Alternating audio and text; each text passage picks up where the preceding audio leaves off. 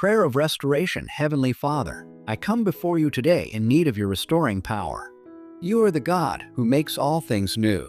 Where there is brokenness, bring wholeness. Where there is weariness, bring renewed strength. Where there is loss, bring your comfort and hope. Restore my heart when it feels heavy. Restore my mind when it feels troubled. Restore my body when it feels weak.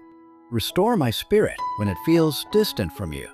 Lord, mend every relationship that has been strained. Heal every wound that still aches. Replace bitterness with forgiveness, fear with faith, and sorrow with joy. Just as you restore the seasons and cause new life to grow after winter, restore the areas of my life that feel barren. Breathe fresh purpose into me. Renew my passion, my peace, and my trust in you. I surrender what I cannot fix and place it into your hands.